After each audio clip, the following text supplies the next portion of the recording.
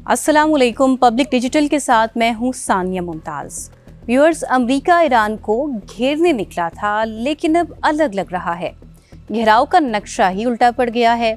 Washington ने सोचा था कि ईरान पर दबाव बढ़ाओ, उसकी मईशत निचोड़ो, हुर्मुज़ को अपने कंट्रोल में लाओ और तेहरान को घुटनों पर ले आओ। मगर तेहरान ने अगर वाकई अगला दरवाज़ा खोल दिया तो जंग खलीज फारिस से निकलकर यूरोप के अमरीकी फौजी अड्डों तक पहुंच सकती है। जी हाँ, फाइनेंशियल टाइम्स की ताज़ा रिपोर्ट के मुताबिक ईरानी हुकूमत के करीब समझे जाने वाले ज़राए का कहना है, अगर डोनाल्ड ट्रंप ने जंग मजीद बढ़ाई तो ईरान जनूब मशरकी यूरोप में मौजूद अमरीकी फौजी अहदाफ को निशाना बनाने के ऑप्शंस पर गौर कर रहा है। और नाम भी सामने आ गए हैं, बुल्गारिया और साइप्रस। लेकिन कहानी सिर्फ अड्डों तक नहीं रुकती। रिपोर्ट के मुताबिक ईरान आबनाए हुर्मुज़ के नीचे मौजूद फाइबर ऑप्टिक केबल्स को नुकसान पहुंचाने के ऑप्शन पर भी गौर कर रहा है। यानी मामला सिर्फ मिसाइलों का नहीं, इंटरनेट, कम्युनिकेशन, तिजारत, तेल और आलमी सप्लाई लाइंस, सब कुछ एक ही खेल में दाखिल हो सकते हैं। और अगर ये जंग वाकई यूरोप के अमरीकी असासों तक पहुंच गई तो फिर ये ईरान अमरीका की लड़ाई नहीं रहेगी।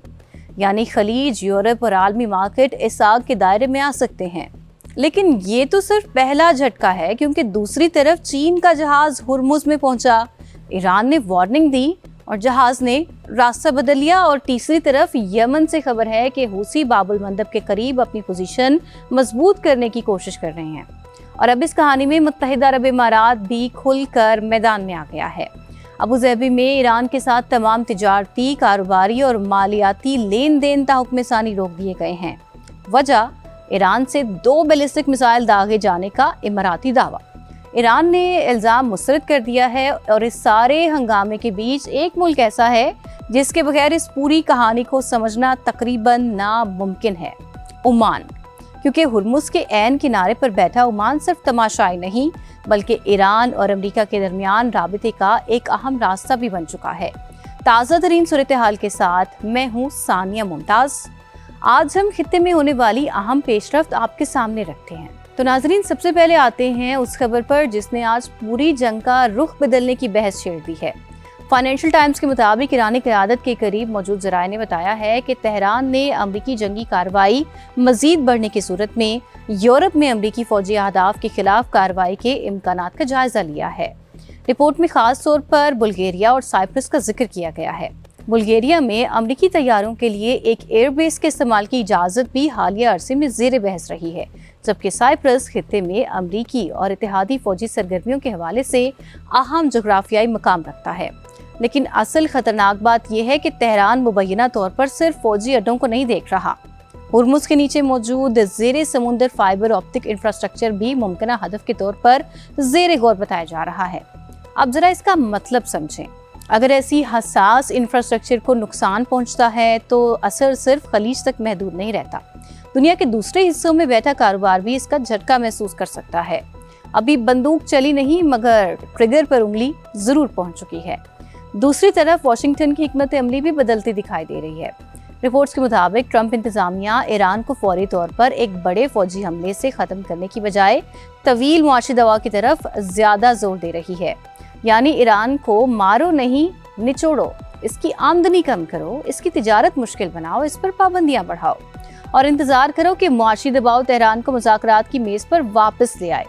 अमरीकी हिकमत अमली के हवाले से हालिया रिपोर्ट्स में यही तब्दीली ज़ेर बहस है कि वाशिंगटन फौरी हैमर की बजाय तवील मुद्दती स्ट्रेंगल यानी मुआशी दबाव की तरफ बढ़ रहा है।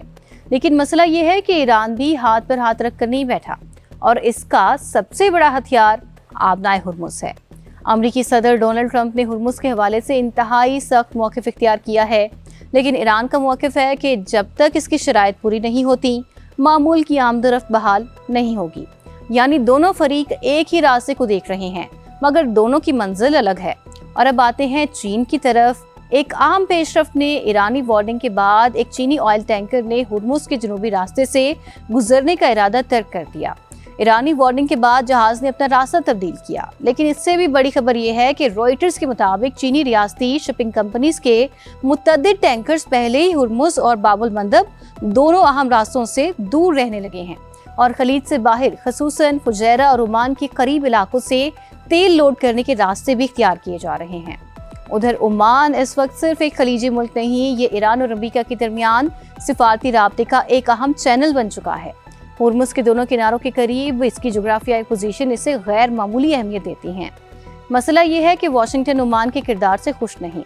اب ہرمز سے تقریباً ہزاروں کلومیٹر دور یمن کی طرف چلتے ہیں، یہاں بھی خطرے کی گھنٹی بج رہی ہے۔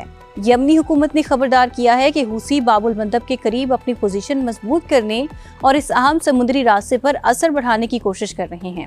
حالیہ رپورٹس میں حوثیوں کی ساحلی سرگرمیوں، بندرگاہوں اور جہازوں پر حملوں میں اضافے کا ذکر بھی سامنے آیا ہے۔ اور اب باب المندب کی اہمیت، بس اتنا سمجھ لیں، اگر ہرمز خلیج کا دروازہ ہے تو باب المندب بحر احمر کا گیٹ وے ہے۔ اسی راستے سے جہاز سوئز کینال کی طرف جاتے ہیں اور پھر یورپ تک پہنچتے ہیں۔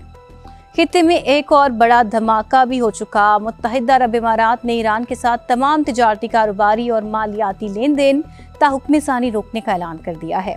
یہ فیصلہ اس وقت آیا جب اماراتی حکام نے ایران سے 2 بیلسٹک میزائل داغے جانے کا دعویٰ کیا، جبکہ ایران نے اس الزام کو مسترد کرتے ہوئے اسے بے بنیاد قرار دے دیا۔ اور اب کشیدگی خلیج سے نکل کر یورپ کی سفارتی سطح تک پہنچ رہی ہے۔ ایران اور فرانس کے درمیان سفارتی تعلقات میں بھی تناؤ بڑھ رہا ہے۔ تہران نے فرانسیسی سفارتکاروں کے خلاف کارروائی کی، جبکہ فرانس بھی ایرانی سفارتکاروں کو ملک بدر کرنے کے اقدامات کر چکا ہے۔ آنے والے دنوں میں سب سے اہم سوال صرف یہ نہیں ہوگا کہ امریکہ ایران پر حملہ کرتا ہے یا نہیں، اصل سوال یہ ہوگا ہرمز کھلتا ہے یا نہیں، باب المندب محفوظ رہتا ہے یا نہیں، اور سب سے بڑھ کر کیا یہ جنگ واقعی ایران کی سرحدوں سے نکل کر یورپ تک پہنچتی ہے؟ کیونکہ اگر فائنینشل ٹائمز کی رپورٹ میں بیان کیے گئے آپشنز کبھی عملی شکل اختیار کر گئے تو پھر واشنگٹن کا ایران کو گھیرنے والا نقشہ شاید واقعی الٹا پڑ جائے۔ یہ تھی اب تک کی تازہ ترین اپڈیٹس۔ ملتے ہیں اگلے ولاگ میں نئی خبروں کے ساتھ۔ اپنا خیال رکھیے۔ اللہ حافظ۔